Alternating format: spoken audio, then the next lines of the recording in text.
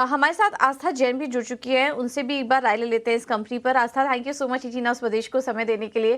तो हम देख रहे हैं प्राइमरी मार्केट में एक्शन बना हुआ है, उसमें आइनॉक्स इंडिया से पहले शुरुआत कर लेते हैं। कैसी लग रही है आपको ये कंपनी? अभी आपने मैनेजमेंट को भी सुना, कारोबार आपको कैसा लग रहा है, और आईपीओ में क्या भाग लेने की आप सलाह देंगी?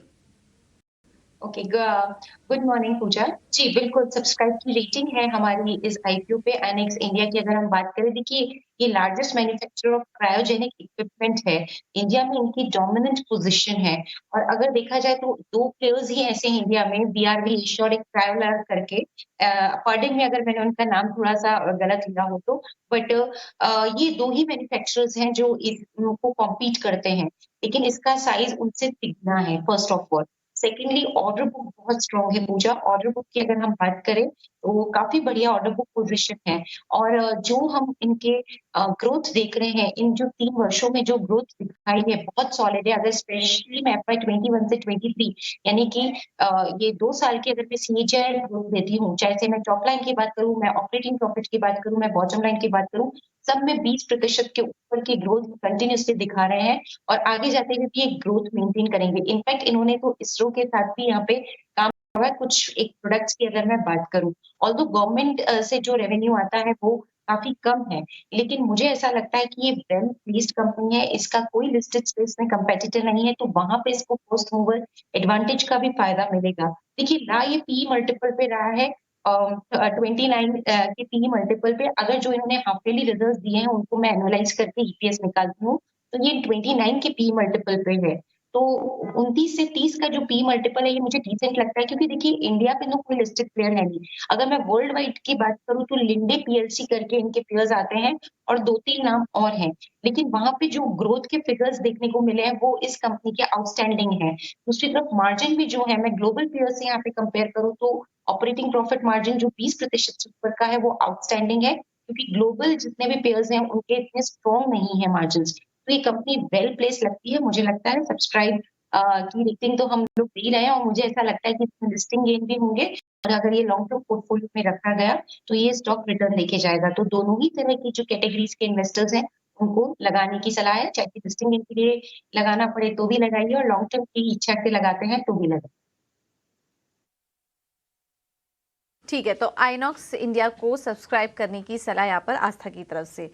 अब आईपीओ पर ही फोकस करते हैं, और डोम्स इंडस्ट्री, इस कंपनी का भी आईपीओ आज से खुला है। 15 दिसंबर तक ये आईपीओ खुला रहेगा। थोड़ा एक बेसिक डिटेल्स आपको दे देते हैं इस आईपीओ से जुड़ा। जो प्राइस बैंड है कंपनी का, वो 750 से 790 अनाउंस हुआ है। इशू साइज 1200 करोड़ का है, जिसमें कि फ्रेश इशू जो है वो 350 करोड़ का, और ऑफर फॉर सेल के जरिए कंपनी 850 करोड़ रुपए जुटाएगी। कंपनी स्टेशनरी और आर्ट प्रोडक्ट के कारोबार में है। 2006 में कंपनी का गठन हुआ था। 40 कंट्री से ज़्यादा कंपनी की प्रेजेंस है, और कुछ एक्सक्लूसिव टाइप भी किए हुए हैं। मार्केट शेयर के लिहाज से भी देखें तो पेंसिल सेगमेंट में काफ़ी बड़ा मार्केट शेयर है कंपनी का। तो ये कुछ हमने बेसिक कारोबार के बारे में बताया। आगे हम मैनेजमेंट से भी बात करेंगे।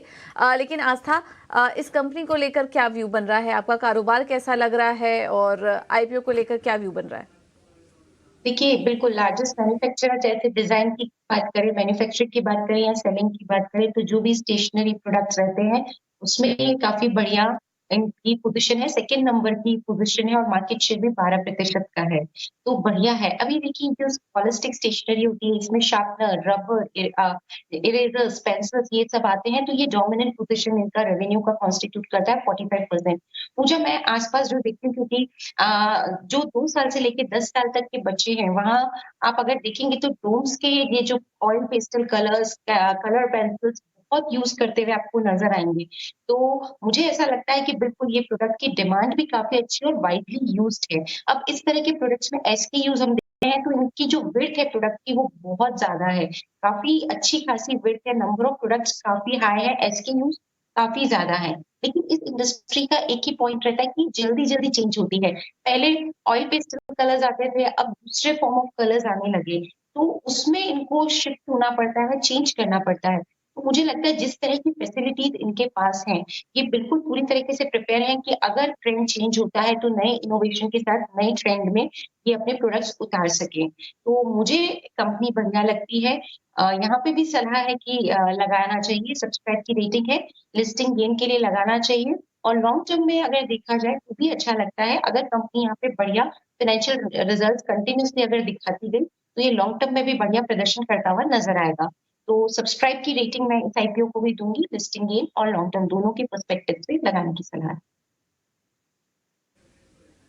राइट, तो सब्सक्राइब की सलाह है इस कंपनी को लेकर। काफ़ी अच्छे यूज़ हैं, कुछ तो ट्रेंड सेटर का कंपनी ने काम भी किया है, मैंने खुद भी देखा। और इनका गिफ्ट का जो एक सेगमेंट है वो काफ़ी शानदार है। लेकिन आस्था, एक सवाल होगा, इस स्पेस में ऑलरेडी कंपटीशन काफ़ी ज़्यादा है, ऑलरेडी काफ़ी बड़े लिस्टेड प्लेयर्स हैं और हम देख रहे हैं कि क्योंकि एजुकेशन इंडस्ट्री में नेशनल एजुकेशन पॉलिसी की भी बात की जा रही है, तो उस लिहाज से भी हम देख रहे हैं काफ़ी सारे आईपीओ स्पेस में निकल कर आए। तो अगर कॉम्पिटिटर्स के साथ भी इसको कंपेयर करें तो और कौन सी कंपनी आपको इस स्पेस से अच्छी लग रही है और कितना ग्रोथ और कितना रेवेन्यू पोटेंशियल आप देख रहे हैं? देखिए कॉम्पेटिटर्स के हिसाब से कंपेयर करें तो जो चीज़ मुझे इनकी पसंद आई, एक तो asset turnover ratio, high asset turnover ratio है एज़ कंपेयर टू कॉम्पिटिटर्स। जहाँ तक मुझे याद है 3.3, 3.4 इनका एसेट टर्न है, तो तकरीबन 4 के आसपास का एसेट टर्न इनका होता है, काफ़ी बढ़िया एसेट टर्नओवर माना जाता है।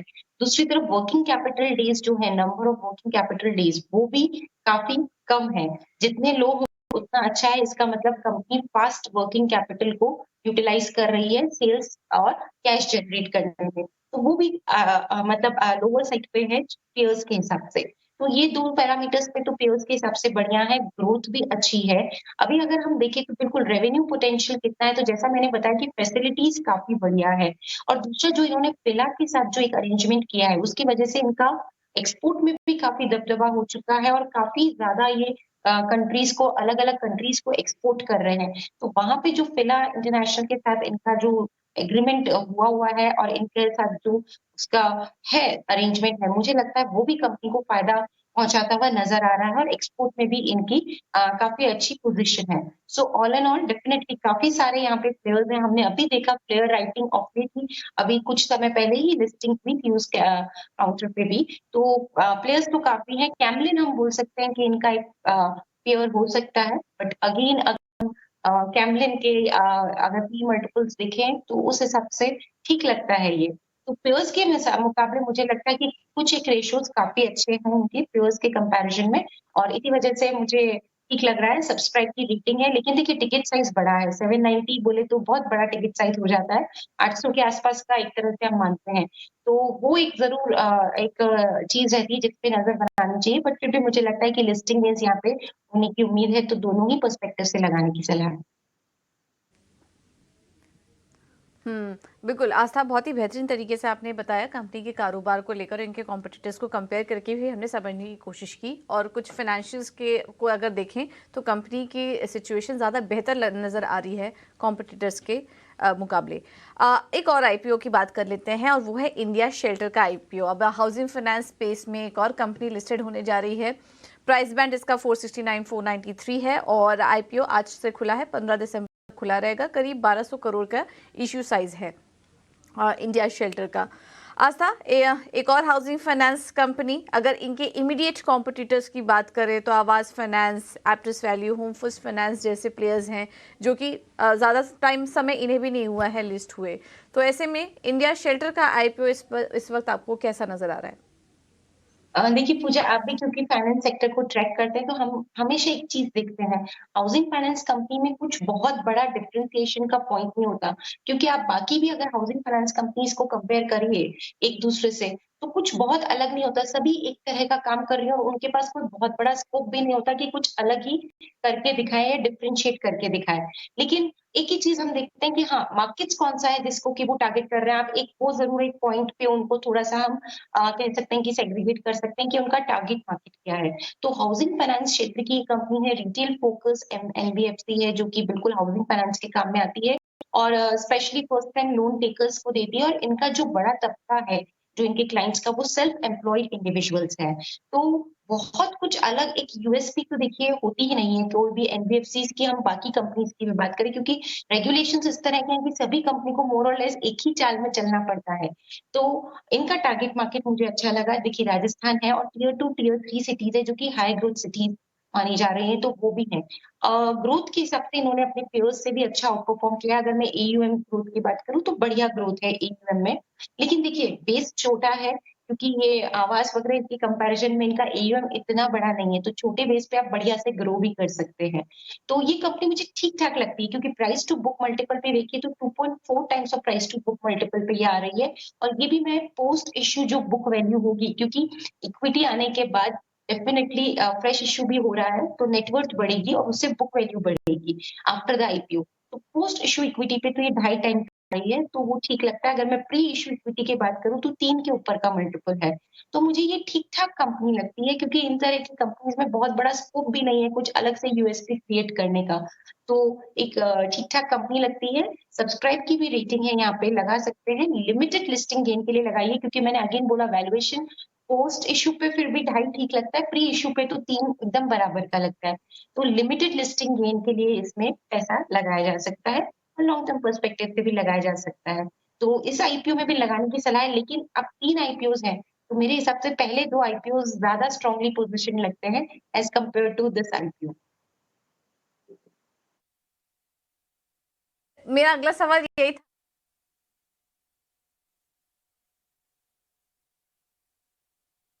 रिटेल निवेशक हूँ, सब में तो पैसा नहीं लगा सकती, तो मुझे प्रेफ़रेंस वाइज़ एक रैंक वाइज़ अगर आप बता दें कि कौन-सा आईपीओ बेहतर है, कहाँ पे पैसा लगाना चाहिए? देखिए, फर्स्ट नंबर पे डोम्स के साथ जाया जाएगा। लिस्टिंग गेन बढ़िया होने की उम्मीद है, तो वहाँ पे लगाइए। सेकंड नंबर पे आइनेक्स इंडिया के साथ जाइए। आइनेक्स इंडिया का बिज़नेस काफ़ी बढ़िया है और देखिए, हमेशा मैंने देखा है अगर आपके कोई कंपेटिटर नहीं है लिस्टेड स्पेस में, फर्स्ट मूवर का एडवांटेज आपको मिलता है, स्कैरसिटी प्रीमियम आपको मिलता है। तो आइनेक्स इंडिया भी बढ़िया गेन यहाँ पे दिखाता हुआ नज़र आना चाहिए लिस्टिंग पे भी और लॉन्ग टर्म के लिए भी अच्छा कैंडिडेट है। तो दूसरे नंबर पे आइनेक्स इंडिया तो ये दोनों में तो लगाना ही है। अब अगर फंड्स फिर भी हमारे पास अवेलेबल है क्योंकि पूजा एक और इन्फॉर्मेशन मैं देना चाहूँगी, 18 तारीख से भी बहुत सारे आईपीओज़ और खुलने वाले हैं। तो ये हमारा जो आईपीओ का अभी ये जो आया है मोमेंटम ये खत्म नहीं होने वाला, अभी आगे और भी आईपीओज़ आएँगे। तो फंड्स वहाँ पे भी रखिए ऑल्दो आजकल तो लिस्टिंग बहुत फास्ट हो जाती है तो फंड्स जल्दी अनब्लॉक हो जाते हैं।